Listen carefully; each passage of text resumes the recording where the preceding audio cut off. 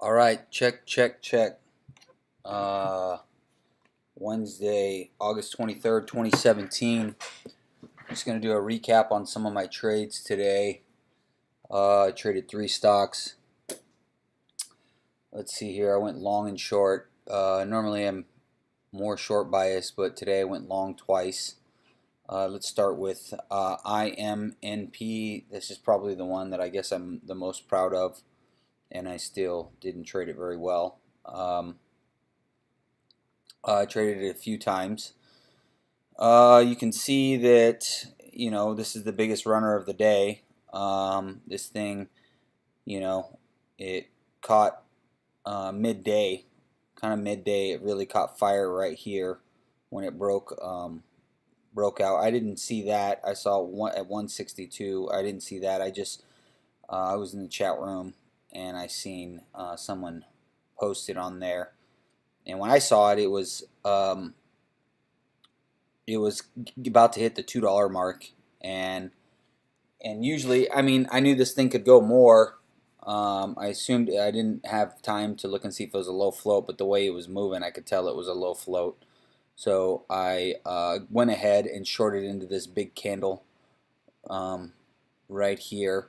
I got a pretty good entry at 197. And the reason why I did that, it's kind of a dangerous move, shorting into those parabolic moves. I mean, this is a huge move, going from 50 to $2, 50 cents in 1, 2, 3, 4, 5, 6, 7 minutes. So you know that you're probably going to get a pullback, and using that whole dollar mark, $2, that's a psychological point where a lot of traders are going to be taking profits if they're long from the 150s, 160s, 170s. So I went ahead and shorted into that parabolic move right there. I took it pulled back. I took profits at, I think I got out at 184, and then it bounced, and then when it I got a little aggressive again. I got greedy. I shorted the bounce at 190. And then it pulled back, and when it broke 180, when it broke this bottom candle right here, I thought that maybe it could flush down to the 160s, but it held on, and I should have just got out and took my small profits right there when it started. See, it kind of used the 20 EMA as support, and it started grinding up off of that 20 EMA, and I should have got out right there, but I didn't. I was watching it. I thought it might have like a little bounce and then come down again, but no, it took off on this big candle right here. I used the hotkey to get out. I got out at 194, so I lost a few cents there, but overall I made money right there. I lost a little there, and I made some here. So I took, since the stock is so volatile and so quick, and it's a low float, and you can have these big huge moves where it moves 20 cents in less than a minute, I took smaller size. So then I watched it, and then, if I'm really using my brain, you'd think that I'd go long right here. You can see it curling up and getting ready to break the high. I don't know why. I didn't go long. I should have, but I didn't. I watched it, and it went up here, and then I was looking for it to hit this 250 mark to short again, but it didn't hit the 250 mark. So as soon as it didn't hit the 250 mark, I immediately got short again at 238. I think it was 237 or 238, and then it flushed down, and I took profits a little bit quick. I think I got out at right down in here. I think it was like 224. So I made a little bit there, and then I watched it, and then it bounced, and then I shorted again at 231, and then I caught this move right here from the 230s, and then I covered again at VWAP at 207. So that was two pretty good trades right there. And then I had it on my screen, and if you notice, it does an ABCD pattern. So you see it puts in the high, it has its big run, and then it makes a low right here at 2. So 2, that's a pretty solid support level. And then it makes a high at the 230s. I actually tried to short it again right here in the 230s, but there's no shares to short at E-Trade. So I just watched it. And then I started thinking, you know what? This could be an ABCD pattern. You have the run up, it makes a low, and then it tops out in the 230s, and then it comes down. So I thought about getting in right here, but I wanted to wait till later in the day. So I thought about buying it right here at the VWAP in the low 2s. So, but I watched it, and then it got rejected here in the 230s, and then I thought, you know what? If this thing pulls back down to the low 2s again, I'm going to try one more time to get in this and see if it can't run during power hour. So, so I watched it, and on this candle right here, where it dropped down, when it dropped down, it hit 206 and it started to bounce. I knew that it would probably, see, you got a lower high, a lower high, a lower high right there. So it's pinching and it's squeezing, and it's either going to go up or down. So I took small size. I got in at 213, 214. I think I got execution at 214. And one of these candles right in here.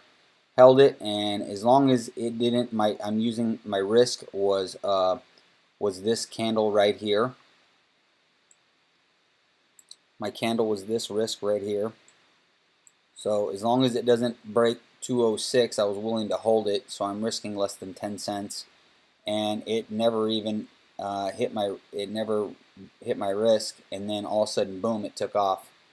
So that was sweet. When it broke the high a day, and it broke 250, I realized I better take profits right here. So I held it a little too long. I should have been taking profits in the high 250s. And by the time I realized I needed to take profits and was trying to type in my order to get it out, I ended up getting out on it. It came down, it bounced up, and when it bounced up, I got out at 247. So I only sold half my position because I thought it might flag out and then take off more into the close, but it just sold off. And then I started, and then I actually added back to my position. I think when it was bouncing, I thought it might bounce, so I added to my position right here. And then so I think I got an average of like 236 now, and I held it into the close, which kind of sucked. So I wish that I would have just taken all my profits here and then just dip bought it here, but I thought that after hours, the reason why I decided to hold it and didn't just take all my profits, this is the first green day. It's a low float. It's the biggest runner of the day. I'm thinking that this thing might have some follow through tomorrow, and also I was thinking that a lot of times these right here, when they sell off like this into the close, you'll get a lot of after hours that they take off after hours. They trade, they spike into the after hours or they spike pre-market. So I decided to hold it, and then it actually did kind of come up, and it closed at like 247. So traded that one long and short quite a few times. I'm hoping tomorrow morning I have to be up early for pre-market. I'm hoping that this thing is going to spike up pre-market, and I'd like to take profits into pre-market. I'll probably take off half. If it spikes up anywhere close to $3, I will take that off. I will take half my profits, and then we'll see if it can squeeze up even more. If you look at the daily chart on this thing, I mean, the 200 moving average a lot of time acts as resistance. I mean, it's got room all the way up to 360, or it's got resistance up in here in the low 3s. So anywhere close to 3, I'm going to be looking to take profits. And then tomorrow morning, if it just starts dipping down, I'll just get out immediately. I ain't gonna hold it. So yeah, that was. So I'm glad that I went long and short on that one. One that I traded really bad today was IMMU. Lost money on this one. This one I traded pretty bad. Now, I thought that this thing would. This was on my watch list from last night. I mean, this thing has been, you know, it's from the lows. It's gone from the 7s all the way up to the 9s, high 950, and I thought that it's getting close to breaking out. And a lot of times when they get close to, they break out just a little bit like this, and then you'll get some pullback and some retracement, and then it'll consolidate before it breaks out and goes higher. So I thought that, and another thing about it though is that I thought that if you look at this thing from yesterday's price action, if you look at yesterday's price action, so right here's yesterday's price action. If you notice, every single day that it's been running up, it closes making higher lows. It's making higher lows, making higher lows. It'll spike in the morning, make higher lows, higher lows. Yesterday, after it was breaking out, it spiked up, it topped out again, and then it was fading into the close. So a lot of times, as it's fading, you break this, this 950 level or the 940s. I was thinking that this thing could flush down to like 9 or maybe even 875 right in here. And I was correct on that. I was kind of pissed that I didn't get a short in yesterday into the close. So this morning I woke up and it was gapping down. Here, let's go to a 1-minute chart. So this morning I woke up and I chased my entry. I mean, immediately it tanked immediately, and I was like, dang it, I was right. And so I waited for a bounce, and actually, when it started tanking immediately, I chased my entry. I got in at like, I think I took my first position at like 931, which is terrible. And then it came down to the low 20s, and I didn't take profits, and it started bouncing. So then I added up here at like 940. I added there, and then it came down, and I should have just, it made a lower high right here. So that's a bullish move. I think I took off like half, and took off some of my profits. Now this is where I really screwed up. When it started to come back, I was actually, at that time when it was coming back, I was focusing on RTNB, and I wasn't paying attention to this enough, and it started coming back, and by the time I looked at it, it was actually passing, and so I actually turned a winner into a loser because I wasn't paying enough attention to it. And I just didn't think that it would get through the 940s. Honestly, just didn't believe that it would. And then, so I was like, well, it's got a ton of resistance in the 950s. So I waited till there, and then I shorted again. I shorted more there. And then it came down. And I took some off here, and then it bounced, and then once again I didn't think it would come back all the way. I mean, look how resilient this thing is. This thing bounced all the way back, and I figured, look, that's 1, 2, 3, 4, 5, 6, 7, 8, 9, 10. You got 10 green candles in a row. I mean, I was thinking that this thing isn't gonna be able to get through this 950 level. I didn't believe that it would, and then it flagged out, and this is, look, it's making higher lows, higher lows, higher lows. It's making higher lows. This is a very bullish move. very bullish flag, and I got stubborn with it, and then it came up to the 950s, and instead of cutting my loss, I added to my position right here, which was a bad idea in the 950s. So then I watched it, and then I thought it was starting to roll over, and it faked me out. And then this time when it started to break out again, I was like, all right, I covered just my shares. I covered the shares that I added on in the 950s. So I just covered those shares because I'm looking to reshort. It spikes up. It spikes up. I missed this spike. I missed this short right here. It pulls back. I watch it more. It spikes up again. It makes a lower high right here. I short in right here more. And then what does it do? It grinds back even more. This is an all-day affair. So once it breaks this, I cover it again. And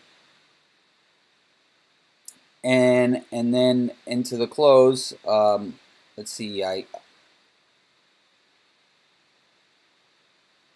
Yes, I cover. Once it broke 168. I covered it like 170. I think it like 170, and I watched it, and then it made a lower high right here. So I was like, all right, maybe it's rolling over now. So I shorted at 173, 172. It came down. I actually covered some of my shares just to reduce my risk and take a little bit off. And then it comes back again. So it comes back again. I shorted into this spike at 977. And then it comes back again. And then I covered at 179. And I covered just the shares that I was shorting into these spikes. And it's just like this thing would not roll over. And then finally I covered my shares, and at the end of the day it starts to fade back a little bit into the close. So I still actually am short a very, very, very small position from earlier, from $9.40, from $9.40. I'm short a super small position, about $2 grand. So annoying. So I'm down, like 150 bucks or something right now. So tomorrow morning the plan would be, I guess, I'm going to watch this. If it flushes down right at the open, if I get lucky and it flushes down at the open anywhere down to 950, if it flushes down to 950, I'm just going to get out and take the 10-cent loss. It won't be much. If it spikes, if it has a spike, I'm going to short into the spike with size. I'm going to short into the spike with size so I can get my average up and try to get out with minimal losses. So that's the plan for tomorrow. So that one's on watch. That sucks that I traded that one so poorly. RTNB. I probably shouldn't even go over this one. Yeah, so this was the play yesterday. I was trying to short up here in the 350s. No shares to short at E-Trade.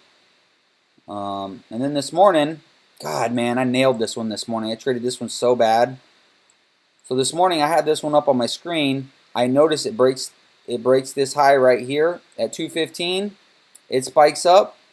I chase my entry instead of waiting for a pullback down to like the 9 EMA or the 20 EMA.